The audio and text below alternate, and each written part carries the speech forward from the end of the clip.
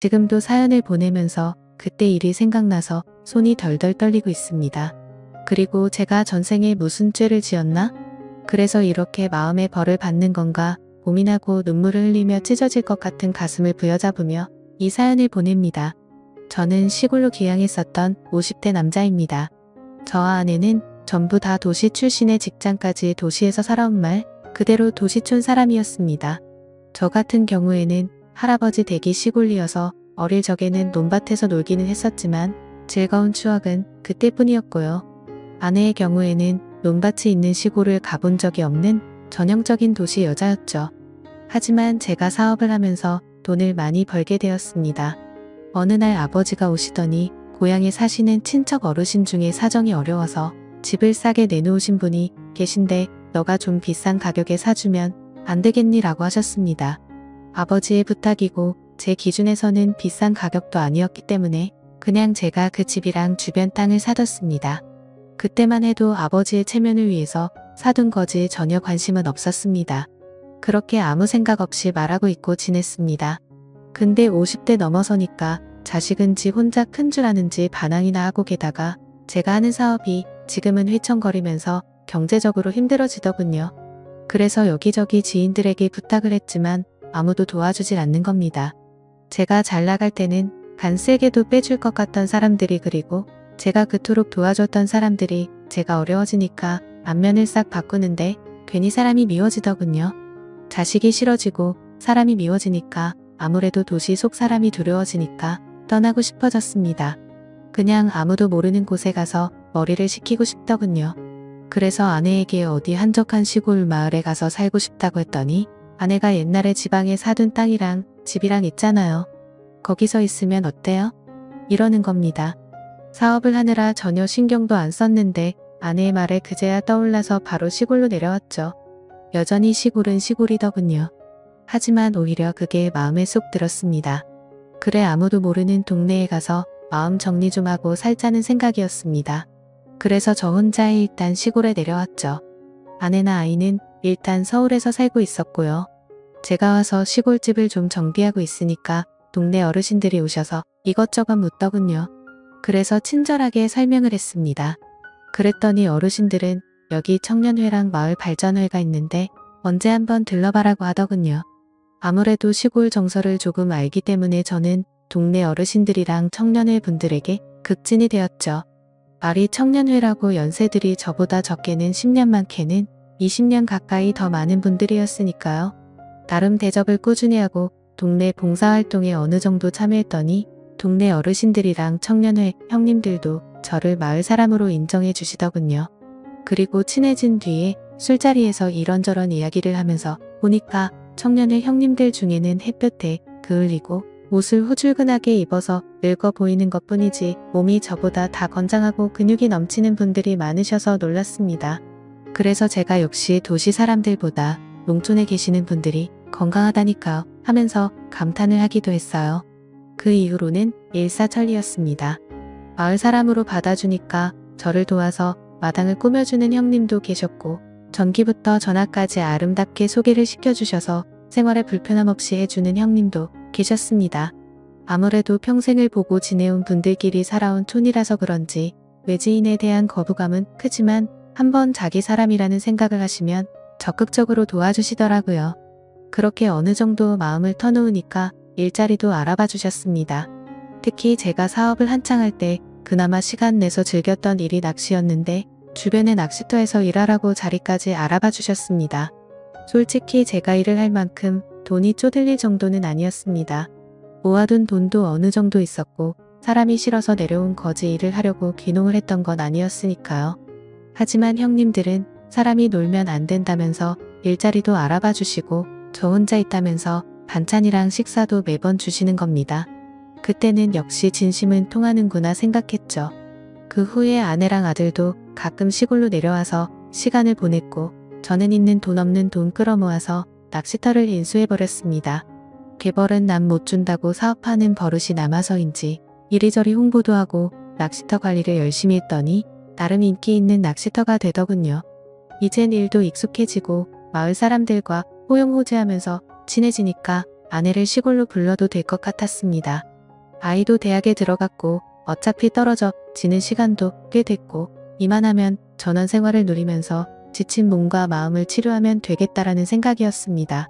그 말에 아내도 흔쾌히 응해줬어요.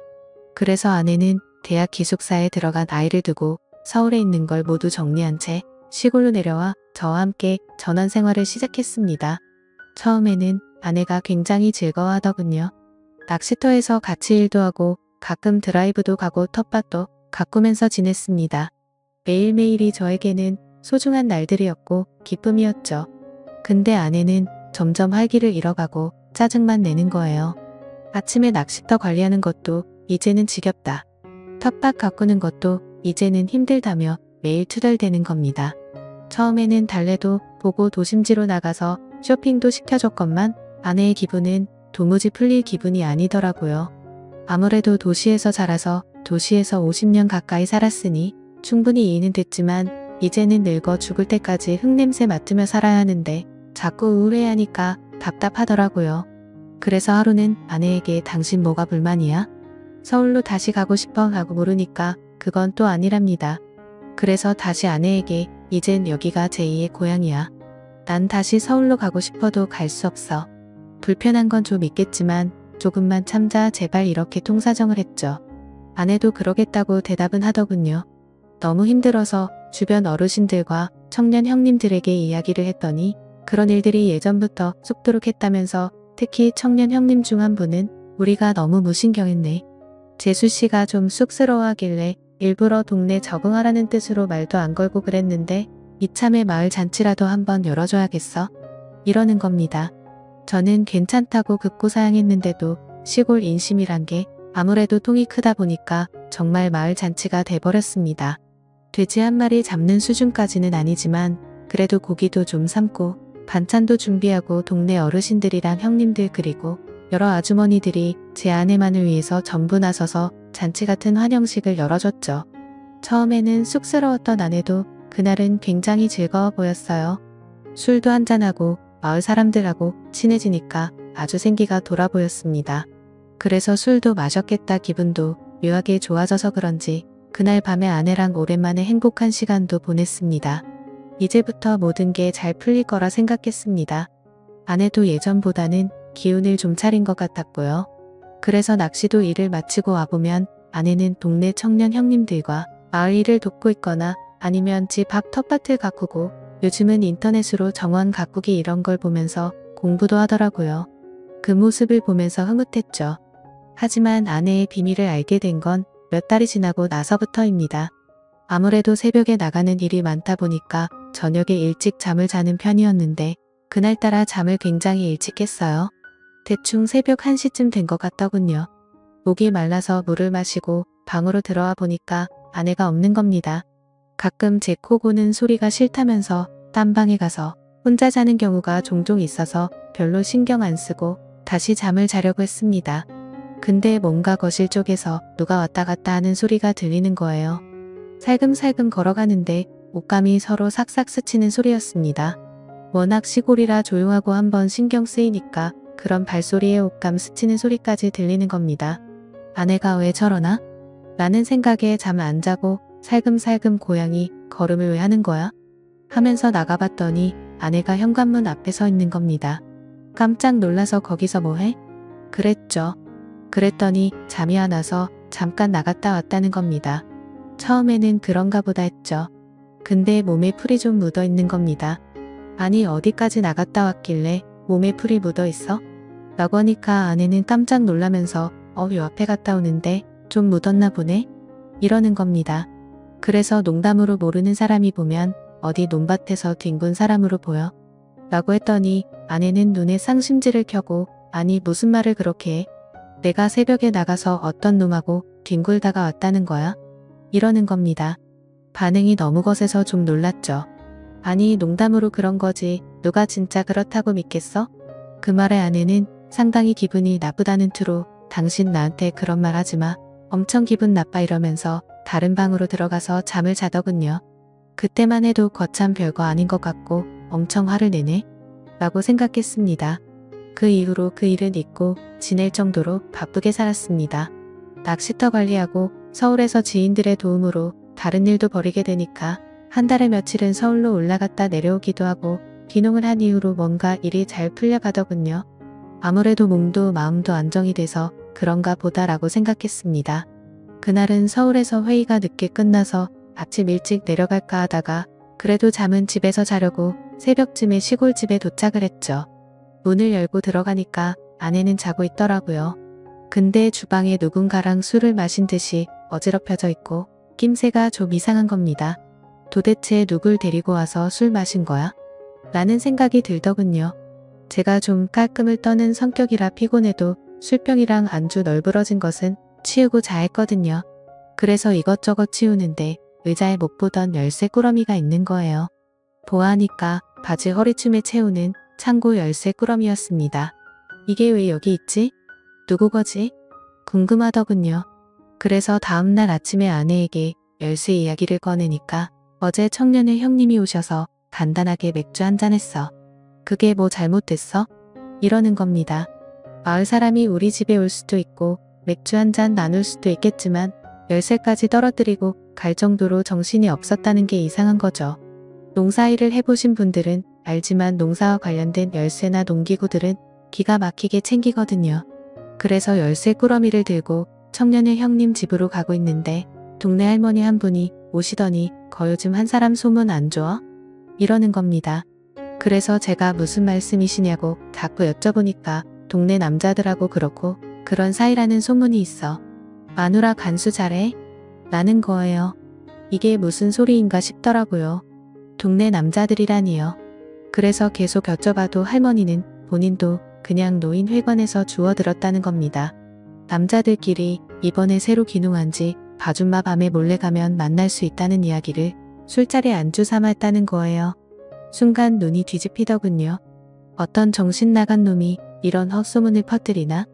하여 청년의 마을 남정네들을 다 잡아다가 취조를 하고 싶었는데 열쇠 꾸러미가 자꾸 마음에 걸리더군요. 그래서 청년의 형님을 찾아가서 슬쩍 떠볼 겸 이야기를 흘렸죠. 형님 아내가 열쇠 주라고 하던데요. 그 형님도 아무렇지 않은 듯이 웃으면서 열쇠를 받길래 제가 한마디 쓱했습니다. 어제 우리 집에서 술 한잔 하셨다면서요. 술만 드신 거예요? 그랬더니 청년의 형님은 인상을 확 쓰면서 도대체 뭔 대답이 듣고 싶어서 이러냐며 집으로 돌아가는 겁니다. 뭔가 좀 캥기더군요. 평상시 같으면 이런 말에 미주알 고주알 끼어들고 설명하기 좋아하는 양반인데 정색을 하며 들어가는 폼이 아무래도 수사했습니다. 그래서 일부러 모르는 척 며칠을 보냈죠. 그 하루하루가 정말 고통스럽더라고요. 너무나도 궁금했고요. 그래도 꾹 참았습니다. 제 눈으로 증거를 찾고 싶었으니까요. 그런데 드디어 그날이 왔습니다. 그날도 새벽쯤에 자는 척 하던데 아내가 어디론가 나가더군요. 자는 척 하다가 몰래 쫓아 나가봤습니다.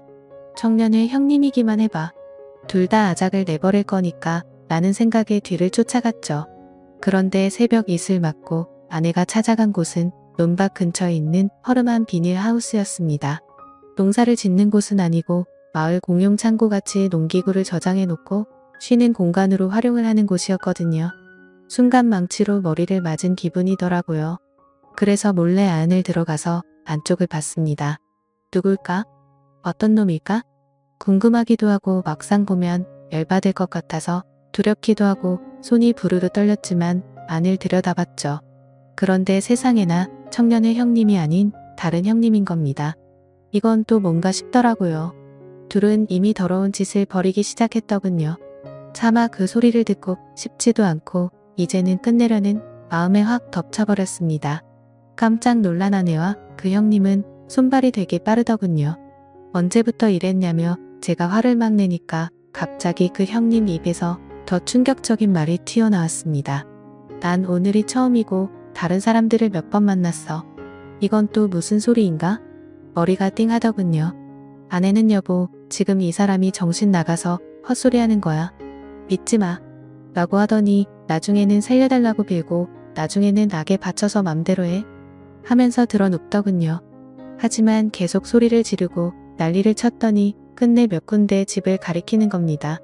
그 새벽에 그 집 문을 발로 차고 들어가서 우리 마누라 건든 놈들 나오라고. 큰 소리를 쳤습니다. 동네가 난리가 났죠. 알고 보니 마을에 체격 좋고 힘 좀 쓴다는데 6놈 그리고 물론 청년회 형님도 껴 있었습니다. 마을 남정네들 대 6놈이 마누라랑 놀아댔다더군요. 하늘이 무너지는 기분이었습니다. 그놈들은 제 아내가 먼저 유혹을 했다면서 핑계만 늘어대고 아내는 아니라고 자기는 그런 적 없다고 싹싹 빌고 아주 난장판이었습니다. 조용히 끝내려고 했지만 도저히 안 되겠더군요. 근데 마을 이장님이 한사코 말리고 제발 경찰에 신고를 안 하면 안 되겠냐며 싹싹 빌더군요. 그리고 마을 사람 모두가 잘못했다면서 합의금은 얼마든지 주겠다며 싹싹 빚는 겁니다. 확인을 해보니 무슨 대가성으로 주고 판 것도 아니고 아내가 자발적으로 나섰던 터라 이걸 어떻게 처벌하기도 애매하더라고요. 이제는 더 이상 더러운 쓰레기들이 사는 동네에 도저히 있고 싶지도 않고 아내를 보고 싶지도 않아서 아내와는 이혼을 했고 정신적 위자료를 청구했습니다. 그리고 마을 청년회 놈이랑 몇몇 사람은 탈탈 털어서 꽤 많은 액수의 돈을 받아냈습니다. 어차피 법으로 제대로 엿먹일 수 없다면 돈이라도 왕창 뜯어낼 생각이었는데 촌 사람들이 은근히 돈이 많더군요. 그 돈으로 지금은 서울에서 장사를 하고 있습니다. 정말 잘 먹고 잘 살고 있습니다만 마음 한구석은 정말 쓰리고 아픕니다. 동네 사람들은 지금도 이 일은 비밀로 쉬쉬하고 있다고 하더군요. 정말 파렴치한 아내와 시골 남자들을 생각하면 지금도 피가 거꾸로 솟네요. 저의 긴 글을 읽어주셔서 감사합니다.